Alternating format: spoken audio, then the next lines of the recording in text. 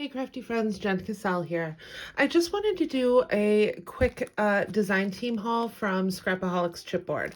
So Tracy has sent me some amazing chipboard pieces from the shop this month. I am loving everything that I've received. I do have, I've been playing a little bit, so you will see some of these pieces are already colored, and I am going to show my design team project that I just released today. But let's get into these chipboards because they are a lot of fun. So the first thing that I started to play with were these strawberry pieces. Now I have actually gotten these before. I really, really like them. That's why I reordered. But let me show you. So this is actually a two-layered design. You can see here, I've already put it together. And I've been coloring a lot with distress inks lately. I've kind of re-fallen in love with them again. I have a ton of them and I haven't really been using them that much. I was in a bit of a crafting rut a little while back, and whenever I'm in a rut, I try to bring out something that I haven't played with in a while, and I decided to bring out my distress inks, and I've been playing with them nonstop ever since. So I did these strawberries using the pickled raspberry and the candied apple for the red parts, and then I did this is Mowed Lawn and Lucky Clover for the green. And I love the color. Now, if you are inking, I will give you a little tip. You're probably going to want to throw a layer of gesso down, and that is going to give you a much truer color than if you just tried to apply ink to just the bare chipboard itself.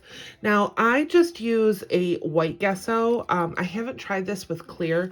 I would definitely use a white gesso if you're using some lighter colors. That will give you a much truer finish than if you use the clear.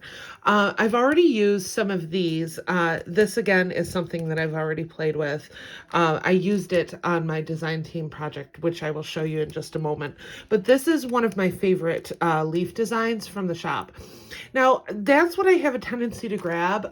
As you can see here, I've already started playing with these, but this is another leaf set from the shop. I believe this is maybe Flora 3. Don't quote me on that. But as you can see, this is just the gessoed piece. And then this is after I did some of the mowed lawn of distress ink on it. I just love how that turned out. I was going to put it on this card, but I never ended up doing it. And then this started out as something a little different. I just wanted to kind of play with this a little bit. And if you see it in the shop, it does have love, cherish, and adore written down here. But I'm probably going to use this for a slimline card, and I wanted it this way. So I ended up taking the words off just because it was meant to kind of sit like this. But I did this with, I think it was speckled egg, but could have been a little bit of selvage patina in there too. And I just really like the non-uniform color of this. And I will go through and I will probably add a little more, maybe like white paint splatter to it. I'm not really sure quite yet what I'm going to do for this design. This is another one that I received, and as you can see, I kind of started playing with this. Just doing a little inking on there, and there's some really fun tulips. I did play with this a little more. I'm not really happy with how it turned out. I want to work on it a little more, but this is after I inked it and I applied some Flower Soft to it. If you've never played with it, I have a few different colors. This is it's ground foam, essentially, and I've actually seen a few DIYs for this, but it's just a really soft finish. And if you want me to do a tutorial using the Flower Soft, I certainly can, but it comes like this, and when you sprinkle it on, it really just has a fun effect. This is some of the DIY that I made, the green on the bottom, and I just colored it myself with some white I started with. And this is that peony that I just showed you at the top. It's fun. It's a cool little product. Once again, I'm really just trying to get out some of the stuff that I haven't played with in a while. This one is the bee, and you know how much I've been playing with bees lately. If you're following me, it's just, I love bees during the spring and summertime, and this just really fit the bill. I'm really excited to play with this one. Continuing on with the bee theme, there's some mini hives with mini bees, super cute. Some more of those floras that I absolutely love from the shop. This is a newer release. I think it came out a couple months ago when she was doing, I think it was either Valentine's Day or St. Patty's. But I really, really liked this set. And again, some more leaves. As you can see, I do have a theme going on. I like getting the more intricate designs because they're just so easy to work with. You know, when I'm doing more intricate designs, when I'm die cutting or something like that, I'm doing layer after layer to create a more sturdy piece. And you don't have to do that with chipboard.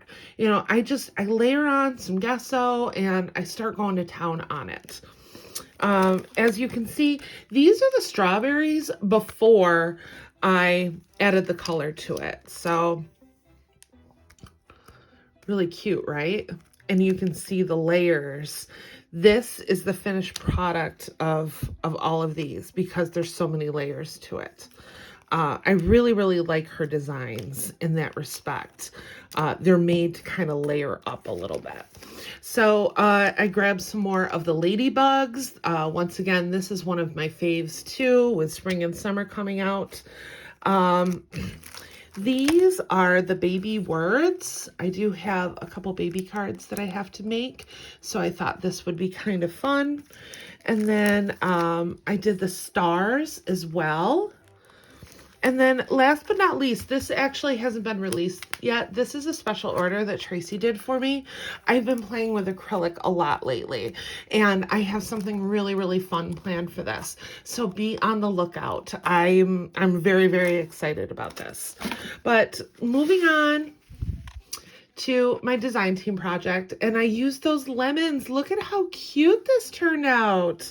So this is another set that I received, or this one right here is another set that I received. Don't think that you have to keep your chipboards together. All of these leaves, with the exception of this one and this one, is one set, and I've just cut it down and made them smaller so I could just kind of tuck them in the background. So for the lemons, I covered it with a layer of white gesso, and then I inked it with some mustard seed distress ink, and then I went around the edges with wild honey.